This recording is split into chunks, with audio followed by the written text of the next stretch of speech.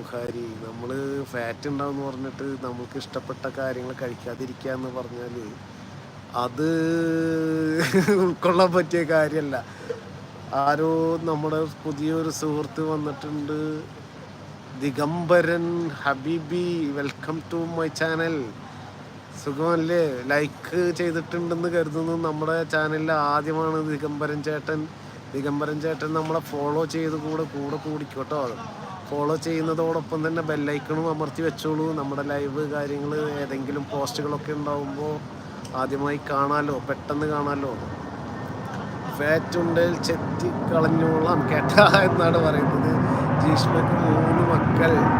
ജീഷ്മക്ക് 3 മക്കൾ ഫ്യൂച്ചറിൽ അല്ലേ ജീഷ്മ കുട്ടി? ഫ്യൂച്ചർ സ്റ്റില്ലോ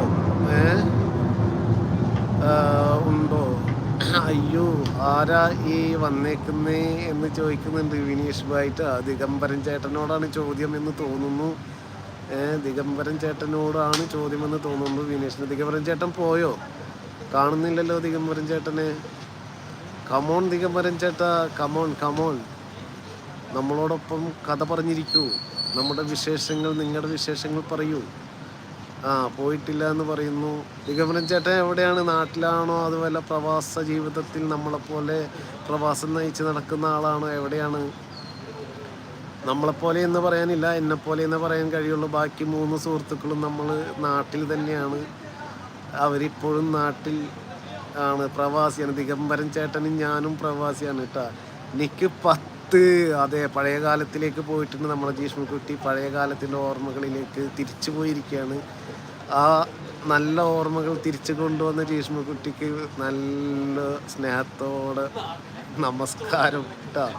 10+10 29. അതാണ് കറക്റ്റ്. അതാണ് ഒരു അക്കൗണ്ടൻറ്റിൻ്റെ കണക്കെന്ന് പറയുന്നത്. പണ്ടൊരു ഇതിൽ ഇൻ്റർവ്യൂ നടന്നിരുന്നു കേട്ടോ, ഒരു അക്കൗണ്ടൻറ്റിന് വേണ്ടിയിട്ട്. അപ്പോൾ ഒരുപാട് പ്രഗത്ഭരായ ആൾക്കാർ വന്നിട്ടുണ്ട്. നല്ല ഇതിൽ ഒരുപാട് എക്സ്പീരിയൻസ് ഉള്ള ആൾക്കാരൊക്കെ വന്നിട്ടുണ്ട്. ആ സന്ദർഭത്തിൽ ഇൻ്റർവ്യൂസിന് ഇരിക്കുന്ന ആൾ ചോദിച്ചു 1+1. അപ്പോൾ എല്ലാവർക്കും വളരെ സിമ്പിളായിട്ടുള്ള ആൻസർ ആയിരുന്നു. ആ ആൻസർ കേൾക്കുന്നുണ്ടോ? ഞാനൊരു സ്റ്റോറിയാണ് പറയുന്നത് കേട്ടോ.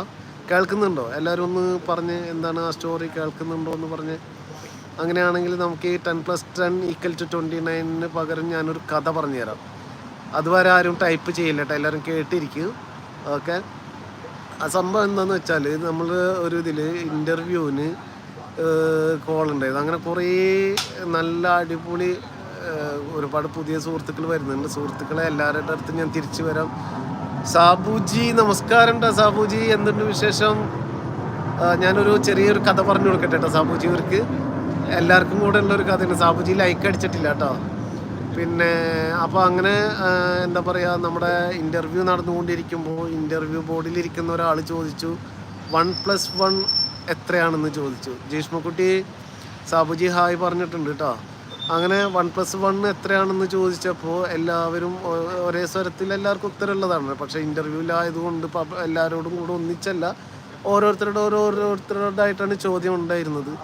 എല്ലാവരും വന്നവർ പറഞ്ഞു ഇയാൾ എന്ത് ചോദ്യമാണ് ചോദിക്കണം, മണ്ടത്തര ചോദ്യം ചോദിക്കുന്നതുകൊണ്ട് ഞങ്ങളെ കൊണ്ട് എന്താണ് ഈ 1+1 അറിയാത്ത ഞങ്ങളാണോ ഈ ഇൻ്റർവ്യൂവിന് വരിക എന്ന ഒരു ഉദ്ദേശത്തിൽ പുച്ഛത്തോടെ തന്നെ അവർ വളരെ വേഗം ഉത്തരം പറഞ്ഞു. 1+1 = 2 എന്ന ഉത്തരം.